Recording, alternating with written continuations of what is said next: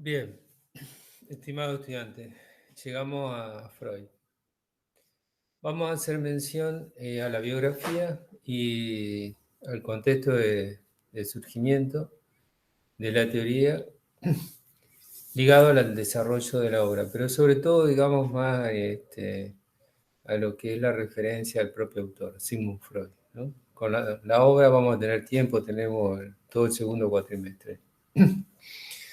Ya en el otro video, digamos, le anticipé esta idea del nuevo Prometeo, Freud y el nuevo Prometeo, ¿no? Para jugar con la metáfora. Sigmund Solomon Freud, que es una derivación de Salomón, que es un nombre que le pone el padre, ¿no? En verdad es Segismund, ¿no? Segismund. Freud después se cambia el nombre por Sigmund, que es como lo conocemos nosotros, Sigmund. Ahora bien, el cambio del nombre implica, lo hace ya determinada, implica, digamos, la posibilidad de un cambio de destino o un deseo de realización en el destino. Es algo particular el cambio de nombre, digamos, una tradición hebrea, ¿no? Y en todas las culturas, en los pueblos originarios también. Cuando alguien modifica una letra de su nombre, en este caso, de Segismund a Sigmund, es decir, quita dos, ¿no? Dos letras, eso, digamos, en términos, digamos, de los rituales cambia la estructura, ¿no? Del devenir y la física también, la estructura física. Bueno, nació en Moravia en mayo de 1856, ¿no? Y para dar una referencia del trayecto del tiempo de vida de Freud, ¿no? Fallece el 23 de septiembre de 1939 en Londres, Reino Unido. Él nace en el seno de una familia hebrea, ¿no? En una familia hebrea. Este tema de la filiación es sumamente importante, ¿no? Porque la filiación de Freud es la filiación del psicoanálisis. La epistemología de Freud se liga en la filiación, digamos, de Freud, ¿no? Entonces el contexto de descubrimiento no es solo la época, el contexto de descubrimiento es la filiación de Freud. ¿Por qué? Porque la estructura, digamos, epistémica del psicoanálisis, esta es una apreciación, digamos, a partir de todos mis estudios, algo del hebreo, en la estructura, digamos, ¿no? De esta lengua considerada sagrada por los religiosos, ¿no? Ofrecida por la misma divinidad al pueblo, se encuentra, digamos, la estructura de lo que va a ser después, digamos, el psicoanálisis en sus trípticos, y esta modalidad que la cátedra ha tomado en relación a seguir los trípticos, ¿no? Como forma inicial, digamos, de poder ofrecerle a usted una ruptura con la lógica binaria, que es lo que está vigente, como ya trabajamos en el primer cuatrimestre, en lo social, ¿no? En todas sus representaciones y en el pensamiento, por lo tanto. Uno no deja de leer, digamos, cuestiones libertarias, progresistas, en contra de lo binario, y está escrito epistémicamente de forma binaria, lo cual es una contradicción, pero bueno, como no hay un conocimiento de las lógicas que articulan, digamos, se piensa que las palabras, digamos, no están ligadas a la gramática. Y en especial esa gramática es una gramática ligada a la gramática del inconsciente, que es todo un tema ese para desarrollar.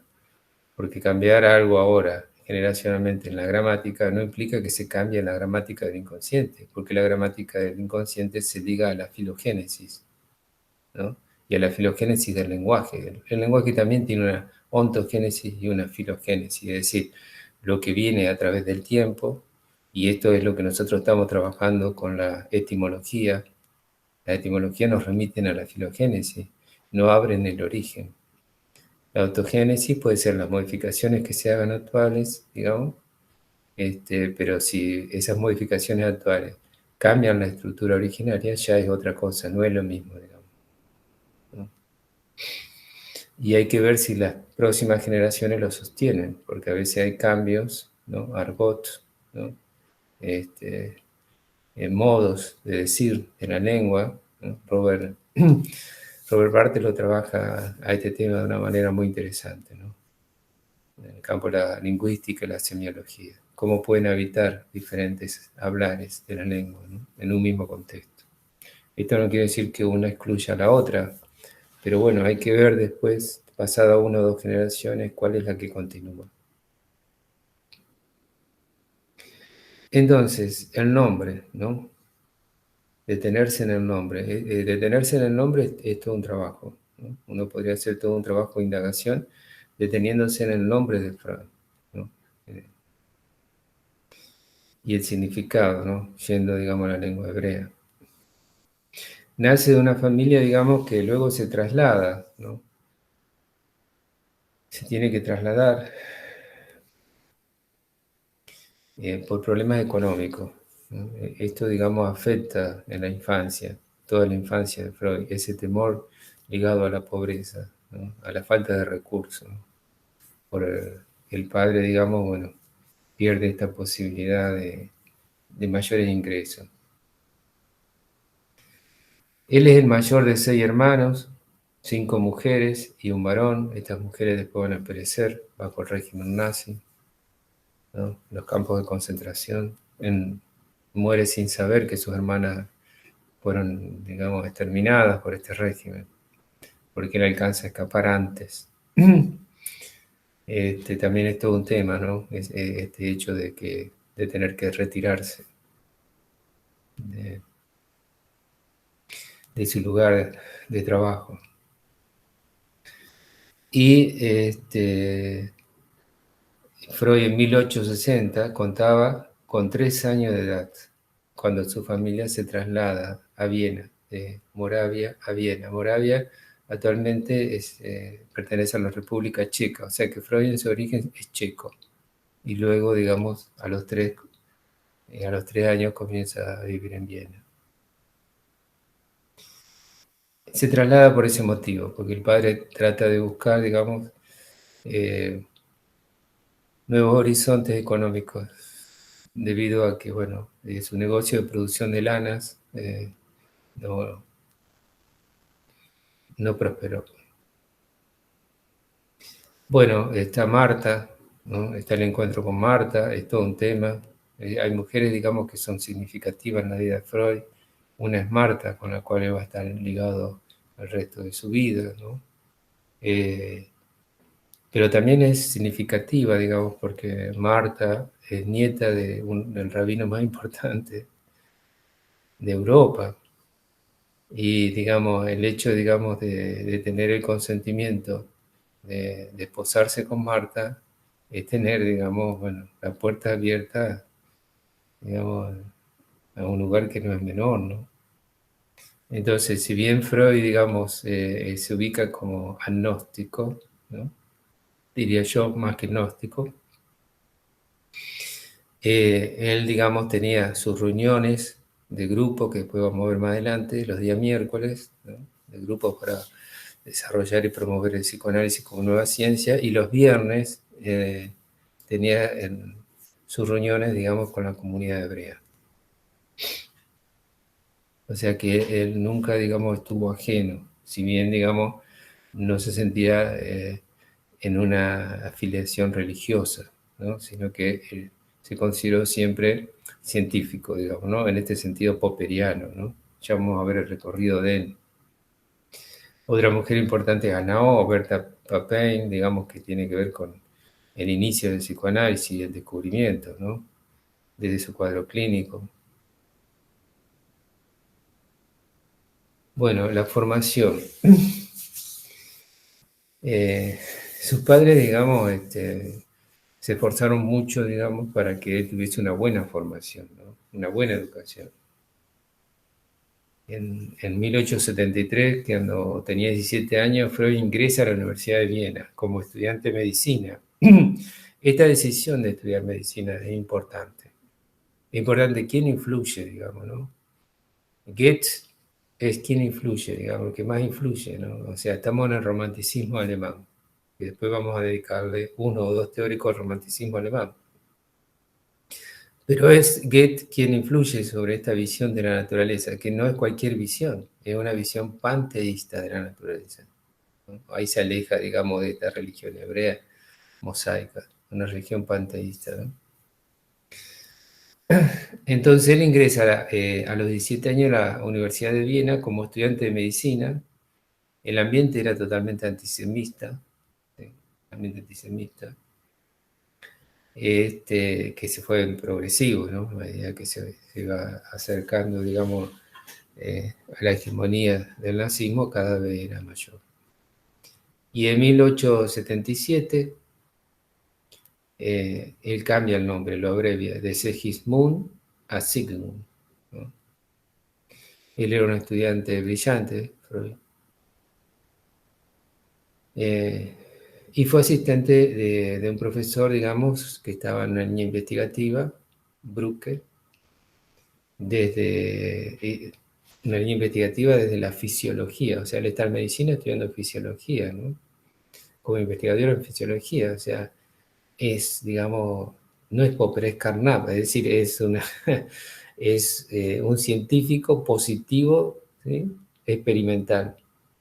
Fíjense ustedes toda la transmutación, de dónde, o sea, tiene que ingresar a la academia, digamos, sigue los pasos de la academia hasta que pueda hacer la ruptura.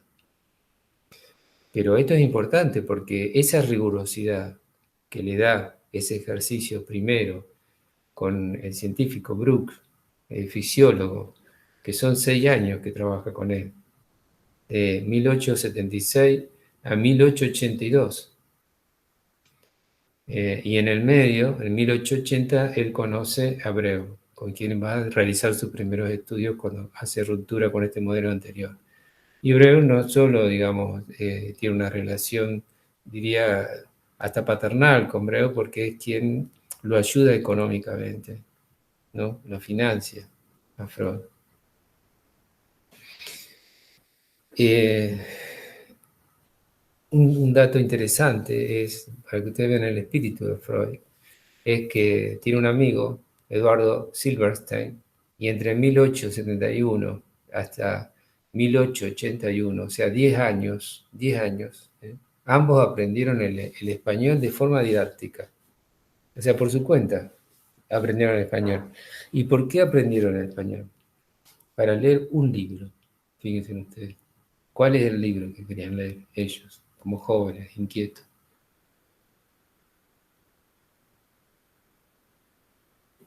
El Quijote, el Quijote de Cervantes, ¿no? Ese libro. Y armaron como una sociedad secreta y ponían el nombre de Academia Castellana y usaban como seudónimos, ¿no? El juego del seudónimo, los nombres de dos perros protagonistas, ¿no? El coloquio de los perros, ¿no? Y firmaban de acuerdo al nombre de esos perros, ¿no? Como Cipión, ¿no? Freud, y Silverstein como Berganza. Y bueno, hay cartas, digamos, de la correspondencia, el epistolario entre estos amigos, ¿no?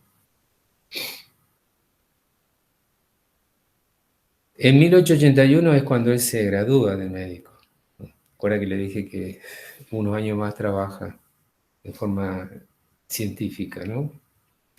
Y otro de sus mentores, que es muy importante, ¿no? Que lo ayudó mucho y a la vez lo resistió mucho, ¿no? Y de alguna manera lo ayudó que se vaya del hospital, que fue Teodoro Meiner, ¿no? Que era el que estaba a cargo del Hospital General de Viena. Y él trabajó ahí, digamos, entre 1883 y 1885 como investigador médico.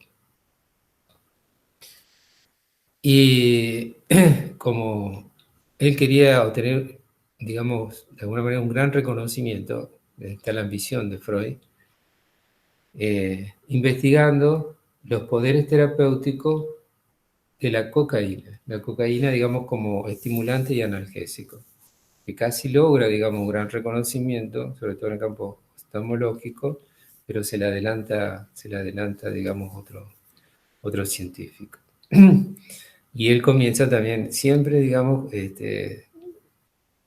indagaba sobre sí mismo también. O sea, comienza a usar la cocaína, ¿no? Como este poder, digamos, curativo, analgésico y estimulante a la vez.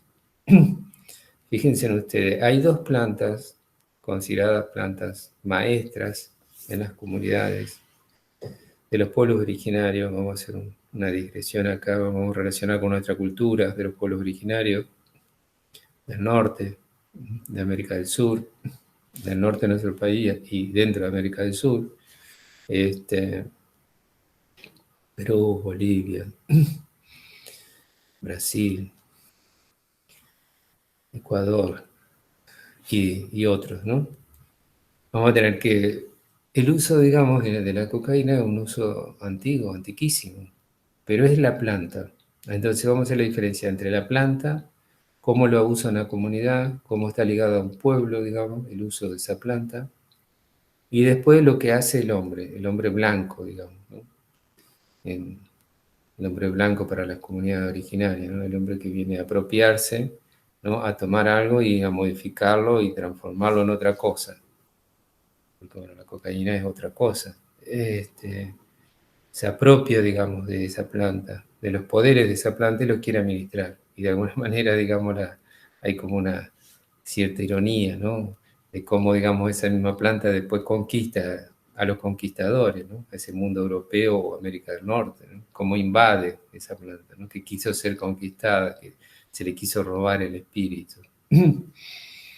Eh, entonces, esta planta, digamos, acompañaba la vida, ¿no? Ayudaba, digamos, a poder trabajar en las altas cumbres, digamos, ¿no? El apunamiento, ¿no? Eh, Ayudaba en cuanto al esfuerzo físico, al cansancio, evitar los cansancios, en cuanto al cuerpo, a la sanación del cuerpo, ¿no? Y bueno, y era una planta, digamos, que estaba ligada a los rituales sagrados. ¿Sí? Entonces, el hombre moderno con la ciencia profana, ¿no? Actualmente, ¿no? La profanación y la desacralización. Actualmente, desde la modernidad, poco a poco el hombre fue desacralizando todo, ¿no? Y actualmente, digamos, hasta los propios rituales, digamos, se han desacralizado. Es decir, los rituales actuales de enterramiento son un trámite. Es decir, están vacíos de rituales. Es decir, están muy poco tiempo en la funeraria y de ahí se traslada, digamos, o si se lo va a enterrar o se lo va a cremar, y no hay, digamos, lazo y no está el proceso, digamos, de acompañamiento, de duelo y el ritual, ¿no? El ritual que acompaña, ya sea a través de lo religioso o a través de lo afectivo, o sea, todo el ritual, sea en los tiempos actuales de pandemia, hemos vuelto a un estado salvaje, no es ritual. Uno puede encontrar muchísimas justificaciones, pero sin embargo esto se aplica a todo, no solo a aquellos que han fallecido de COVID. Lo digo por experiencia personal, ¿no? He tenido que tramitar esto, desgraciadamente. Este, esta experiencia, y no era alguien ligado, digamos, a la muerte de COVID. Bueno, el tema de la cocaína, ¿no? ¿Y cuál es la otra planta? Son dos plantas de nuestras tierras americanas del sur. La otra planta que lo va a acompañar a Freud es el tabaco,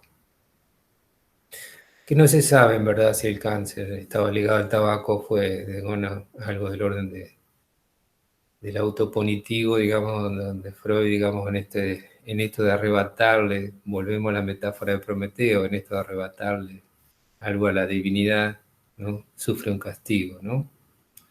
Ese castigo, digamos, de estar atado y ese hígado que le comía el águila a Prometeo, ¿recuerdan el mito que les mencioné? En otro audio, algo de eso sufre Freud, perdiendo, digamos, no el hígado, sino la mandíbula inferior. Y bueno, digamos que el águila asemeja al cáncer, ¿no? Para hacer la analogía. Deslizamiento, nos falta la sustitución. Entonces, el oftalmólogo que hace el descubrimiento es Carl Collier, ¿no? Un científico.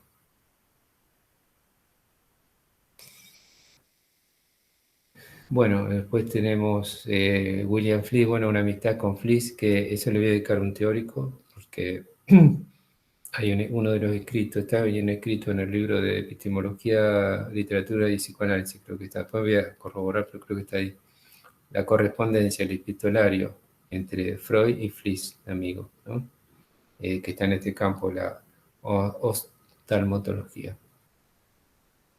Oftalmología. El tema de la nariz, el logo y la nariz. Esto es interesantísimo. ¿Por qué? Porque hay una pulsión que Freud no teoriza. No teoriza una pulsión que está muy ligada también al pueblo hebreo, ¿no? Que es la pulsión olfativa.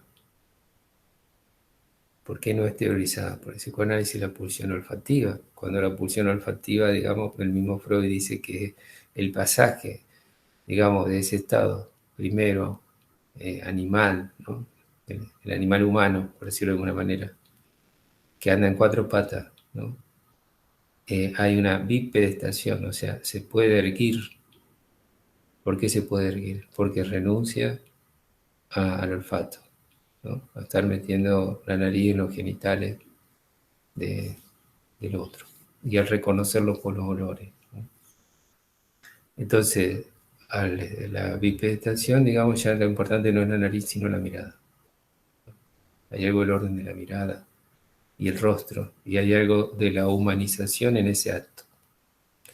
Pero no está, digamos, queda, digamos, como algo más primitivo, digamos, ¿no? Para decirlo, ¿no? Primario, para decirlo en términos más, algo más primario que queda ahí sin teorizar, ¿no? Pero como soporte, ¿no? O sea, como esa huella de la represión, digamos, que siempre está en espera, ¿no? Para que alguien hable de ella, ¿no? Que alguien la vuelva a transitar.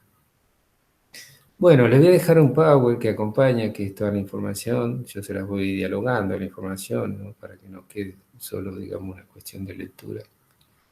De una síntesis, está la planta de coca, imágenes de la planta de coca. En 1886, Freud se casa con Martha Bernay. Y ahí es donde él abre un espacio, digamos, en verdad él quería ser, fíjense ustedes, el destino que le da el casamiento, porque él quería ser investigador. Su afán era ser investigador, lo cual lo hace a su manera, pero lo tiene que inventar, tiene que inventarse a sí mismo. Pero eso era lo que Freud quería, ser investigador. Por supuesto que él quería ser ese investigador en ese campo universitario donde tuvo su primera experiencia. Pero al casarse con Marta, volvieron a surgir, digamos, esta cuestión, digamos, de esta herencia paterna, ¿no? El problema económico, el tema económico. Necesitaba dinero, lo ayuda Breu, Breu lo ayuda. Le envía paciente, él comienza a atender de forma singular, ¿sí? Y sobre todo, digamos, comienza a especializarse en los desórdenes nerviosos, ¿no? Fíjense ustedes qué nominación, desórdenes nerviosos. Todavía no están las categorías que él va elaborando. Y ahí en los desórdenes nerviosos, digamos, cómo comienza a trabajar, él necesitaba un método, ¿no? Y ahí es donde después consigue una beca para trasladarse a Francia e ir a especializarse a través de una técnica que era novedosa dentro del contexto, que para Meiner, que es quien lo va a expulsar del Hospital General de Viena, la considera iatrogenia, o sea, una técnica que es la hipnosis, que está ligada, digamos, a la magia, a una cuestión no científica. Pero bueno, ya vamos a hablar del método, vamos a dejar la catarsis, la hipnosis, los pasos, ¿no? La sugestión consciente, la asociación libre, los diferentes pasos para otro teórico. Y ahí aparece Anaos, ¿no? Ahí aparece Anaos, Berta Papin, ¿no?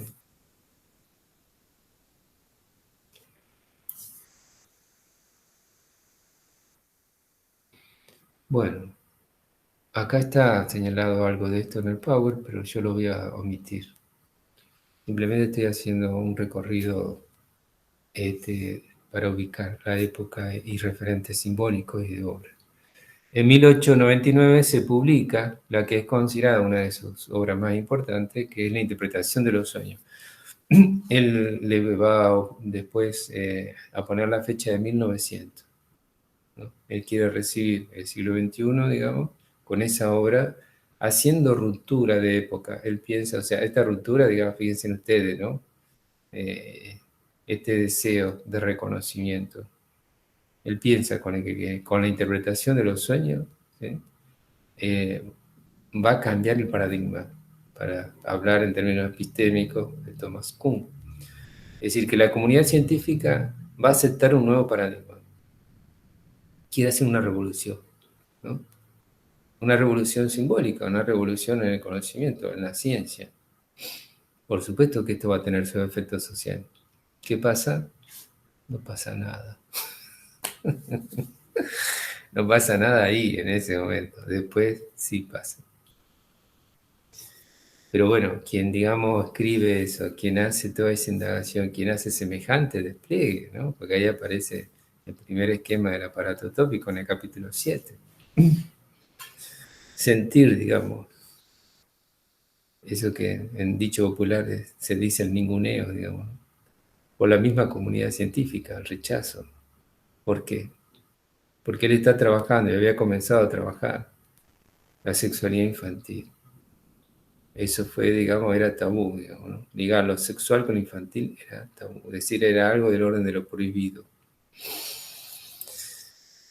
Y había que pagar un precio. Siempre que hay una ruptura, volvemos a los conceptos de obstáculo y ruptura, siempre que hay una ruptura hay que pagar un precio.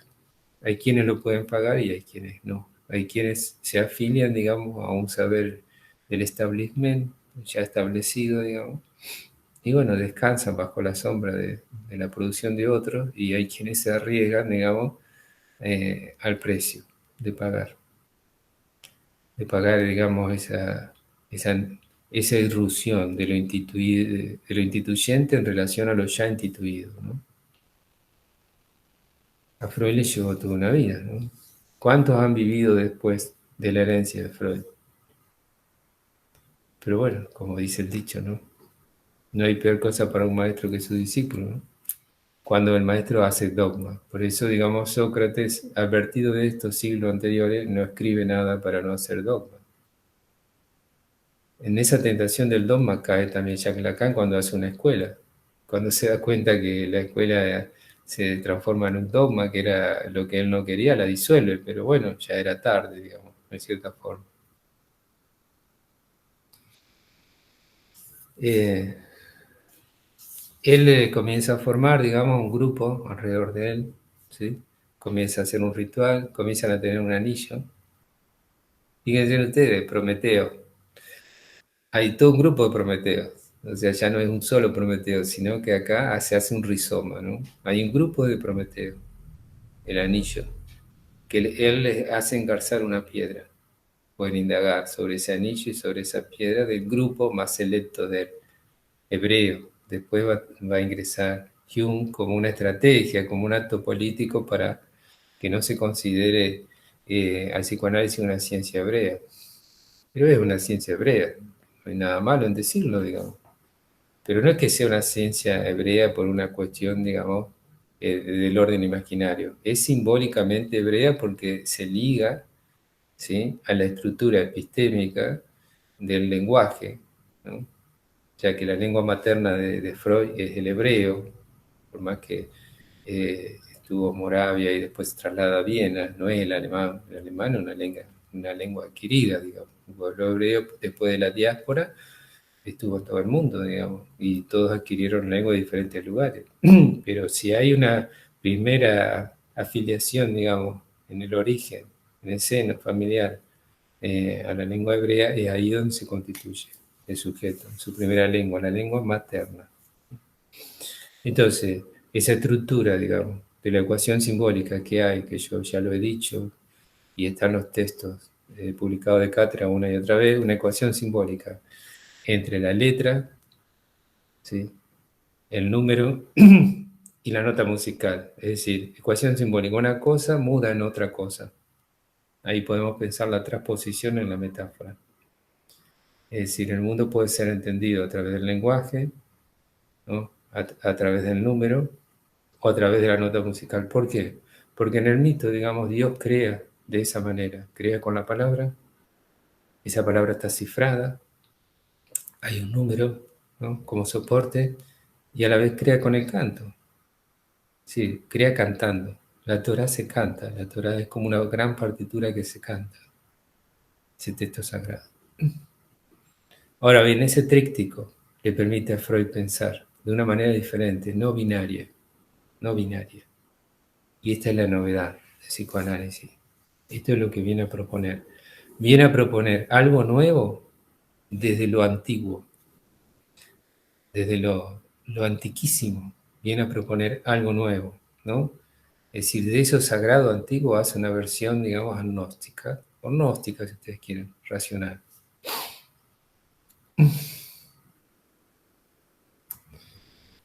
Y ahí tienen la imagen de Prometeo. La imagen de Prometeo en el Power. El reconocimiento social, lo tan anhelado por Freud, ¿no? El primer reconocimiento oficial como creador del psicoanálisis fue en 1902, al recibir el nombramiento imperial como profesor extraordinario, hecho que Freud comentaría en su carta a Fliess, fechada en Viena el 11 de marzo de 1902, señalando sarcásticamente que esto era como si de pronto el papel de la sexualidad fuese reconocido oficialmente por su majestad, ¿no? Sí, una ironía, es decir, el hombre es sexuado desde siglos, digamos, su subjetividad es en relación a su sexuación. Y sin embargo, el poder social tiene que reconocer, sí, hay sexualidad en los niños, digamos, ¿no? Los niños, las niñas, por supuesto, ¿no?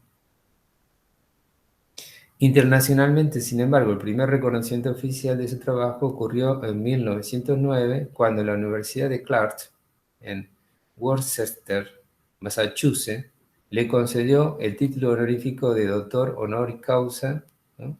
Invitándolo a Freud a dar una serie de conferencias. Ahí viajó con Jung y otro colega de él. Como motivo de la celebración del 20º aniversario de la fundación de la universidad, con la intención de divulgar el psicoanálisis en Estados Unidos. Freud estaba excesivamente entusiasmado, incluso más, le dice, le traemos la peste, ahora que estamos en un tema de pandemia y de peste, le traemos la peste, ¿no? A sus colegas, digamos, de las universidades hebreas, digamos, norteamericanas, pero con el pragmatismo de su colega, digamos, que hicieron. Vinieron haciendo y reafirmado paradójicamente con su hija Ana, que se traslada después, ¿no?, a Norteamérica a vivir allá. Toda una psicología del yo. Despojan, digamos, de toda esa potencia pulsional de la teoría inicial y la reciclan, digamos, en el orden del mercado. Hacen un producto. Dice que Freud se lo advirtió años después, ¿no? Entonces la ruptura. Freud experimentó la primera ruptura interna, ¿no? Porque, es decir, él hace ruptura en cuanto, digamos, a la ciencia oficial, al orden médico, a la ciencia médica, ¿no? Después tenemos que trabajar esto con los paradigmas del método. Pero hay rupturas internas, ¿no?, de sus seguidores. Uno es Alfred Adler, ¿no?, que se fue con 6 de los partidarios de la Asociación Psicoanalítica Vienesa, que estaba en gestación, dice, en 1914 fue la ruptura, digamos, también, digamos, en la misma época, en 1913, 1914, ¿no? Fíjense ustedes la publicación de Totem y Tabú en esa época, con Carl Gustav Jung, ¿no? Que, bueno, ese fue, digamos, una gran ruptura, esa separación, porque él, digamos, tenía, en su proyecto quería que Jung, digamos, trabajara más todo el campo, digamos, de la psicosis, de la locura, el campo psiquiátrico. Y es como que eso quedó ahí, de alguna manera. Freud no avanzó mucho sobre eso.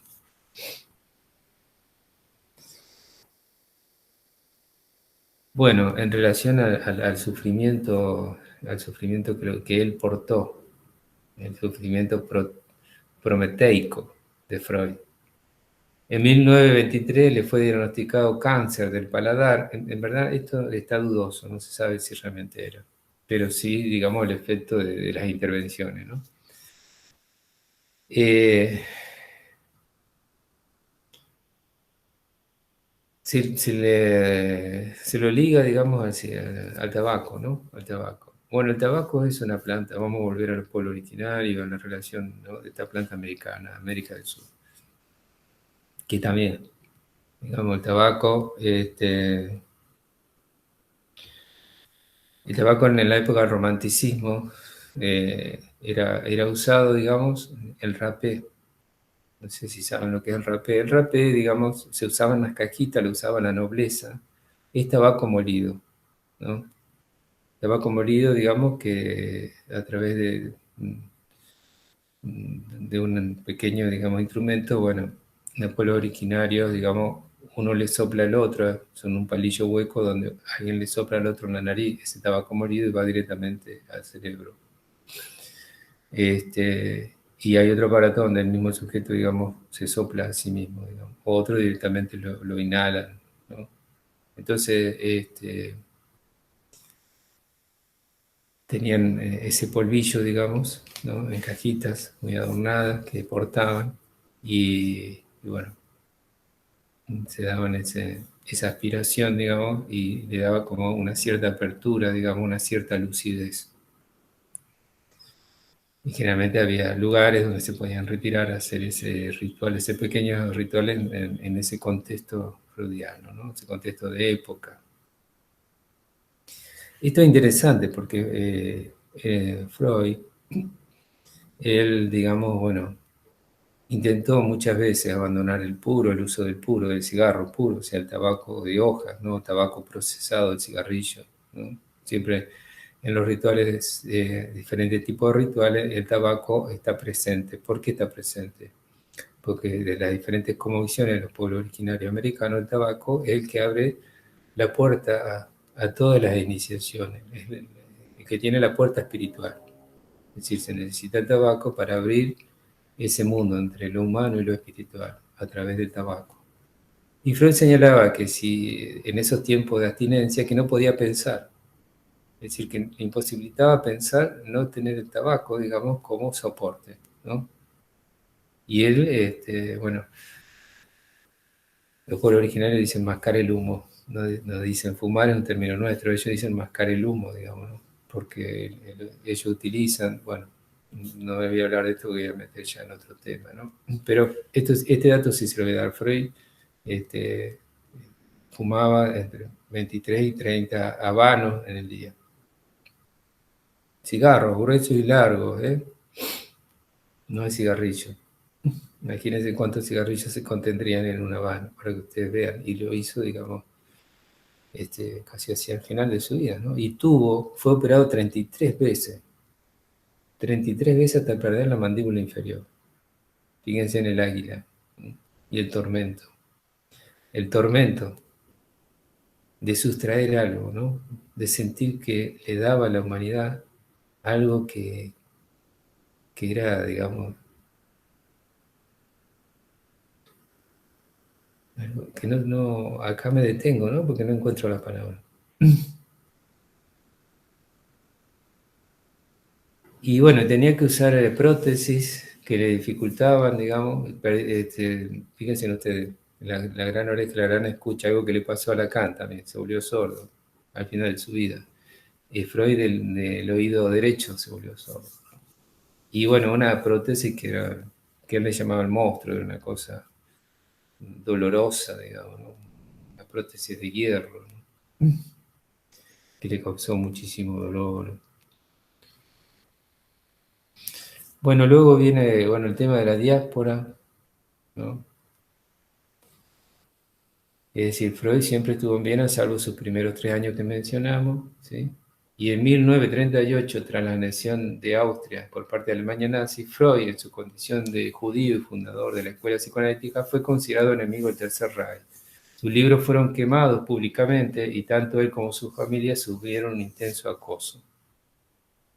Recién, digamos, él no quería abandonar Viena, ¿no? Pero se vio obligado a escapar del país, ¿no? A quedar claro del peligro que corría, porque metieron preso a su hijo y después a su hija, a su amada Ana, ¿no?